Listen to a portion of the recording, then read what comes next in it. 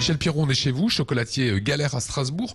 Pourquoi est-ce que vous avez décidé d'avoir un client mystère qui vienne ici évaluer votre travail, hein? On est parfois dans une situation où on pense qu'on est parfait, qu'on ne doit jamais se remettre en question. Les clients évidemment fidèles parfois aussi sont se retrouvent dans un climat, on va dire, de confiance, puisqu'ils reviennent évidemment, et ils ne sont pas nécessairement, au quotidien, les plus critiques. On risque de ne pas avoir, à un moment donné, les bons arguments ou les bonnes remarques qui nous permettent d'évoluer et qui nous permettent de nous corriger. Quand vous avez eu le rapport de ce client mystère, vous l'avez évidemment analysé de A à Z. Qu'est-ce qu'il en est ressorti? Sur quoi vous pouviez progresser?